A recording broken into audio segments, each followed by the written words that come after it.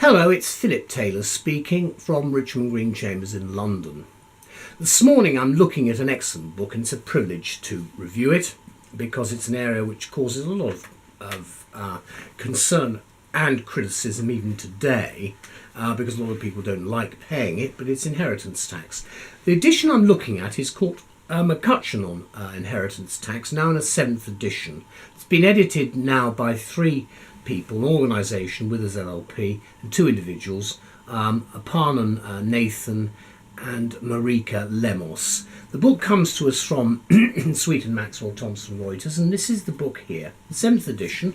There's the front and then there's the spine. You can see the information there, nothing on the back. The book is a heavy book, of course, it's a hardback, and it runs to 1,400 pages, which is a substantial work in its own way. The pages are actually quite thin, so be careful, a little bit careful, they are quite thin pages. The index at the back is by paragraph numbering, so you should find things. It's a very detailed index, which is not to be surprised. It follows the house style of Sweden, Maxwell, Thomson, Reuters, with the legal taxonomy structure which they have. And then right at the back you can see, even on the last page, paragraph numbering and footnotes. And if we go to the front of the book, there is the new front page there for 2017. It's from Devereux Chambers, the 2 main authors. There's the information about the book itself, first published in 1980.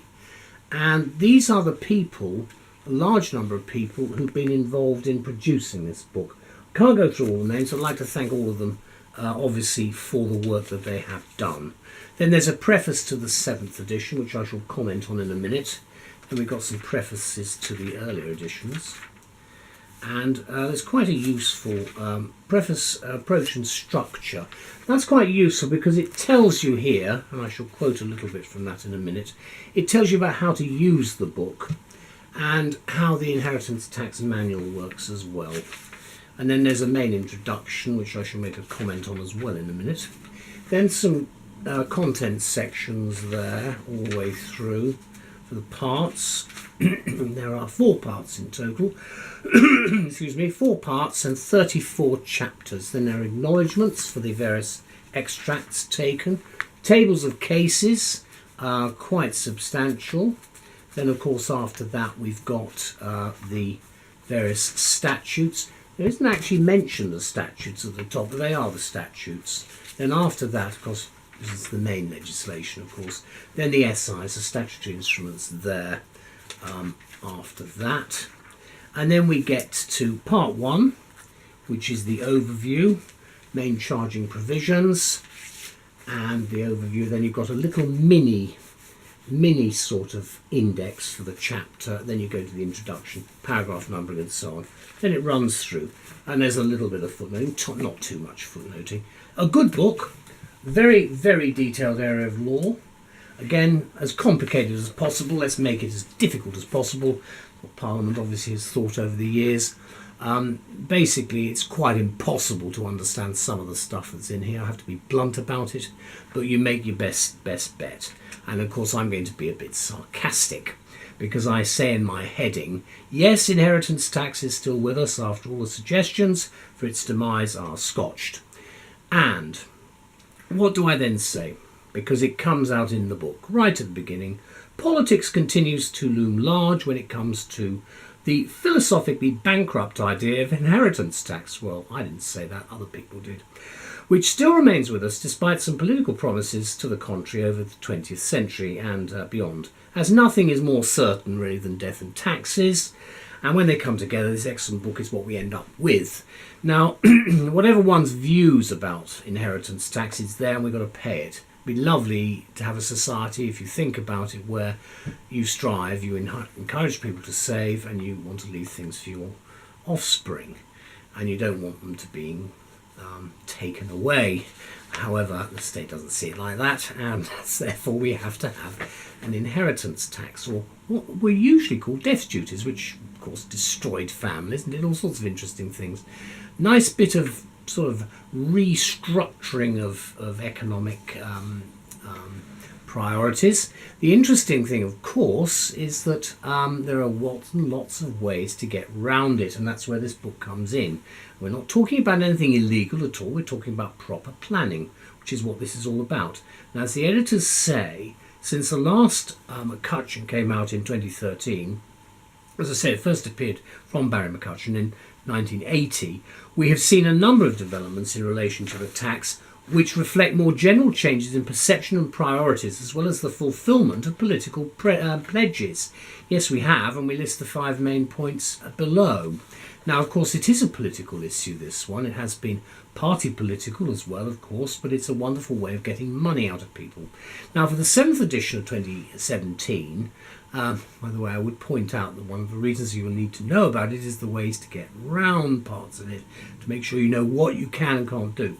But let me say that for the 2017 edition, that's the 7th, the first point of explanation is that following consultations in 2012, 2013 and 2014, the effectiveness of using pilot trusts to maximise the nil rate bands available to relevant property trusts has been greatly reduced. Well, there's a surprise.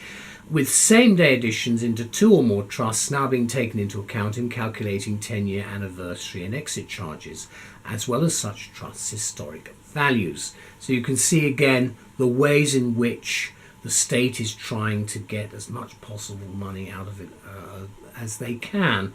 The second point which comes out, again, this is all mentioned in the main sort of body of the preface, is that where the authors write that they're in a climate where it has become increasingly suspicious of any steps taken to avoid tax. That's the political point. And then the authors claim it is notable that the DOTAS regime has been extended to cover inheritance tax with a more general interest and penalties regime.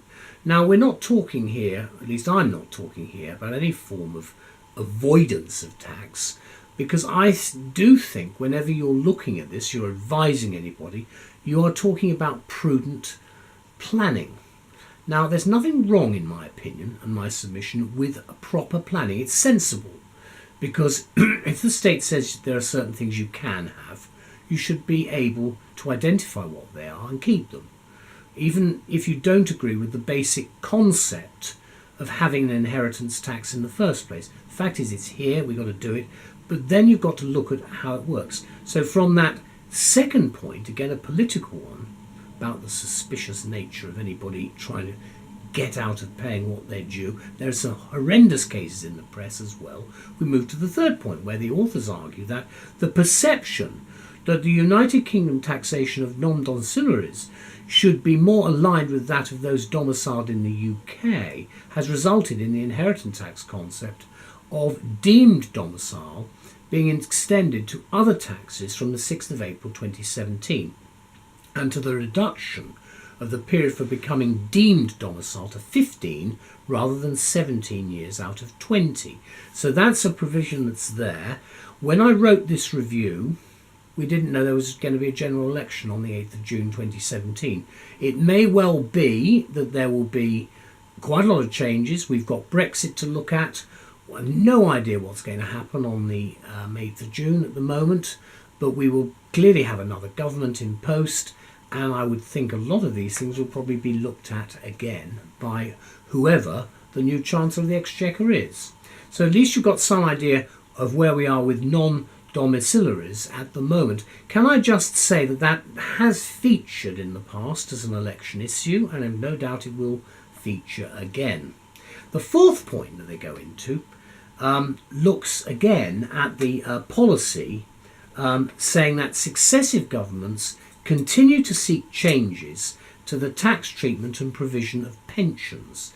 They write that the most recent changes prior to the general election of the 8th of June 2017, which I've referred to, have had a particular impact on how death benefits are dealt with. And the discussion of inheritance tax treatment of pensions has been extensively revised to reflect this policy point. Now, I think that's again important, because I think we could have quite a lot of changes taking place in June, but we don't know at the moment, of course. An important new contribution we feel as pension policy itself continues to rise up the inheritance tax ladder. Now, can I just say on pensions policy, it's a very boring issue. As soon as you discuss it, everybody leaves the room. But the fact is, it's an important matter because we have an ageing population. So you can see that the emphasis has got to be fairly substantial in that area. Now, the fifth and final point for the new book covers the introduction of the residence nil rate band, which has, the authors say, resulted in some of the most remarkably convoluted legislation ever introduced in relation to inheritance tax.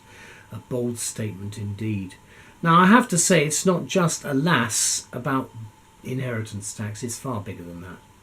And it's got worse, and it's getting worse. It's like the civil procedure rules are getting bigger and bigger and bigger. And then eventually you've got to stop and start all over again. In other words, put the dice back in and roll them again. And I'm sorry, but that will be the way it is, because it just gets completely out of hand. And then you have to have a complete clearing out and a reassessment. And what we should be having, but we won't get it, is at least a proper assessment of a simplification of the tax system. We all know who's to blame for it, and I'm not going to mention any names, Gordon Brown, but the fact is it's far too complex, and it's time it was simplified.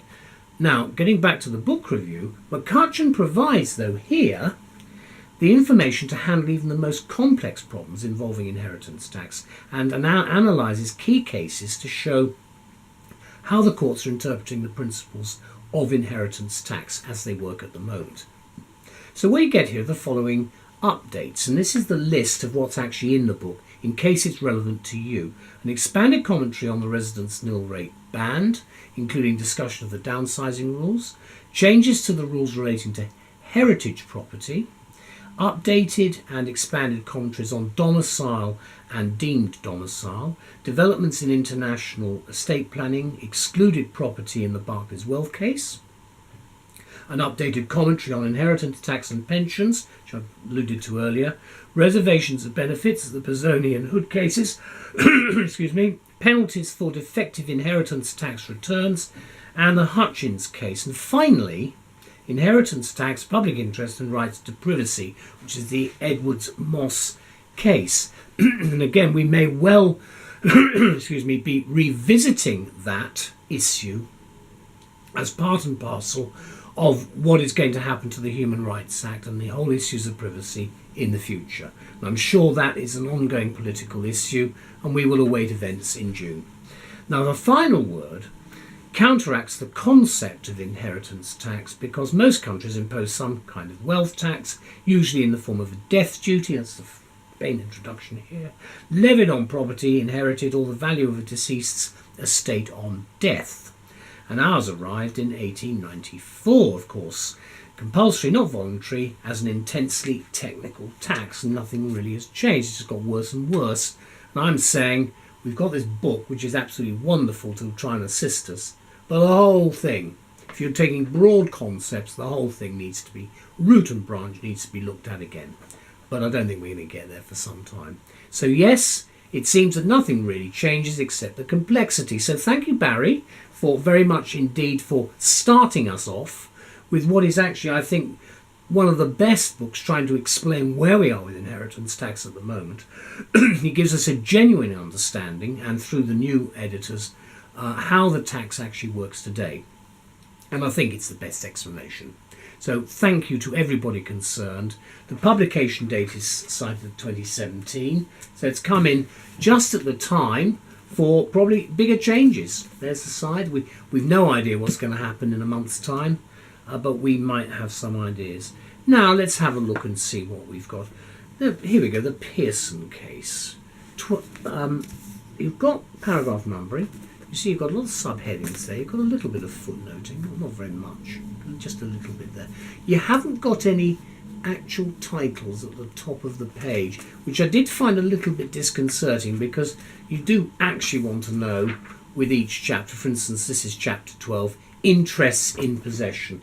It would have helped to have that probably, but that's just a minor quibble. I'm very grateful to have this book. I think it's an important contribution to where we are at the moment. I think it does make our lives a lot easier in an area which is absolutely There are words which I can't really use, but frankly, it is far too complex. It's got to be simplified, and that's just a plea, but I don't think much will be done. You never know, however, things could change, but wait and see what happens in June. In the meantime, thank you to Barry McCutcheon and all the new people involved in this excellent new edition. Bye-bye.